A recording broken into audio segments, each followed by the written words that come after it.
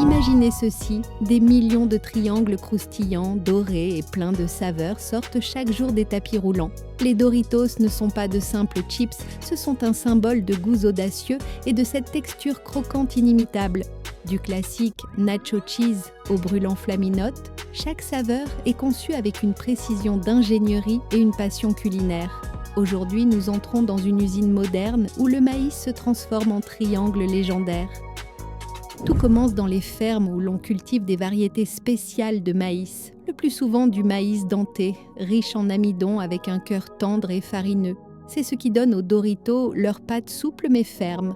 La récolte est soigneusement triée, puis transportée dans des camions réfrigérés jusqu'à l'usine. Chaque lot est contrôlé pour l'humidité, la taille et l'absence de défauts. Avant la transformation, le maïs est nettoyé minutieusement pour enlever les enveloppes, la poussière et toutes les impuretés. Ensuite, les grains sont trempés dans de grands bassins d'eau. Cela assouplit le maïs et déclenche un processus qui facilite son broyage en une pâte homogène. Le temps et la température de trempage sont soigneusement contrôlés, car cette étape détermine la texture finale des Doritos. Le maïs ramolli est dirigé vers des moulins industriels équipés de meules ou de rouleaux en pierre, où il est broyé en une pâte lisse appelée masa. La consistance doit être homogène, sans grumeaux et avec un taux d'humidité parfait. Toute déviation compromet la suite du processus. À ce stade, on peut ajouter un peu de sel ou d'autres ingrédients pour améliorer la plasticité. La pâte obtenue passe dans des laminoirs ou extrudeuses, formant de fines feuilles de plusieurs mètres de large. L'épaisseur est un paramètre critique. Trop fine, les chips seront fragiles. Trop épaisses, elles perdront leur croquant. Les feuilles sont ensuite découpées en milliers de triangles parfaits grâce à des emporte-pièces d'une précision mathématique. Les triangles fraîchement découpés contiennent encore trop d'humidité. Pour obtenir le croquant idéal, ils passent dans des chambres de séchage où l'excès d'eau s'évapore sous des températures contrôlées. Cette étape ne dure que quelques minutes, mais elle est essentielle pour garder la forme et éviter les déformations à la friture. Les triangles entrent ensuite dans d'immenses friteuses à tapis roulants remplis d'huile végétale, généralement de maïs ou de canola, chauffées à 176 degrés Pro. La friture dure quelques secondes seulement, mais elle suffit à leur donner cette couleur dorée et ce croquant unique. Après friture, l'excès d'huile est soigneusement éliminé pour que le goût reste riche mais jamais gras.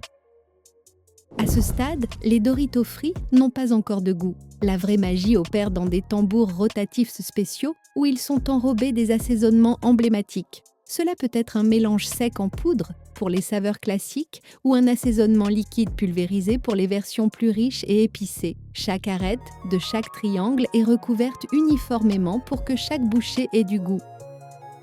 Tout au long du processus, des caméras et capteurs surveillent la taille, la couleur et la forme des chips. Tout triangle présentant un défaut est immédiatement recyclé. Parfois, des techniciens goûtent les lots pour vérifier le croquant, la saveur et l'arôme afin de garantir un standard parfait. Avant d'être ensachés, les Doritos doivent refroidir.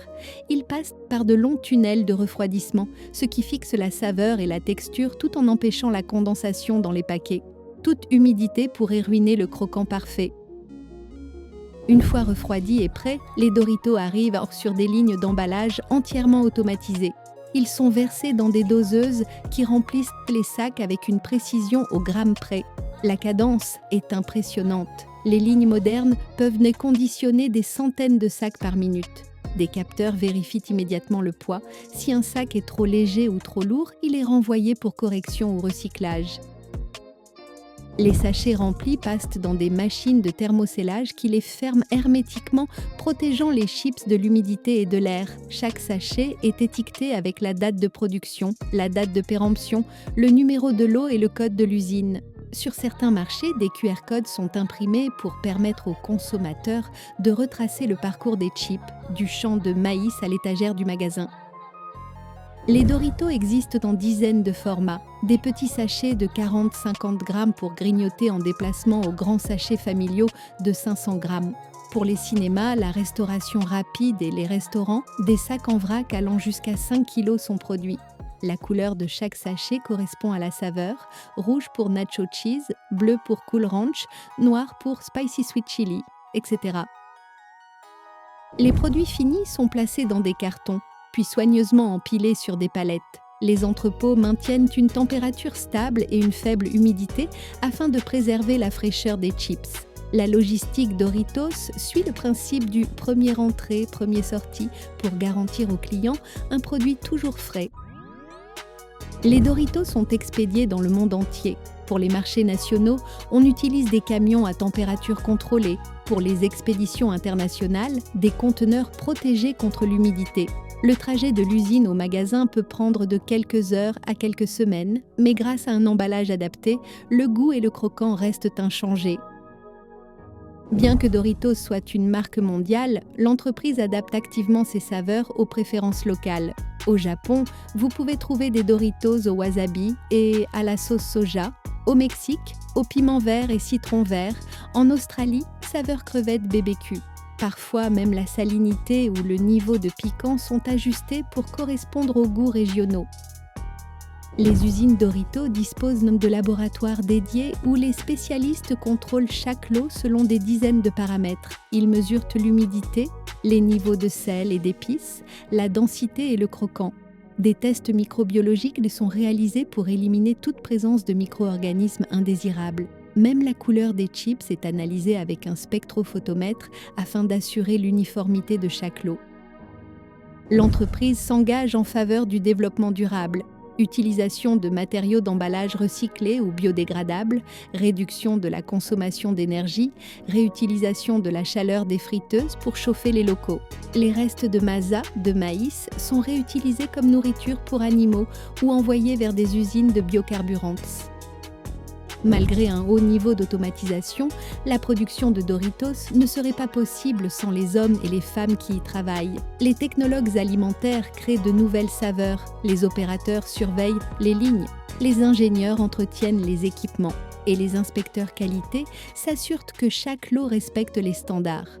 C'est une équipe parfaitement coordonnée où chacun comprend que son travail influence le goût ressenti par des millions de personnes.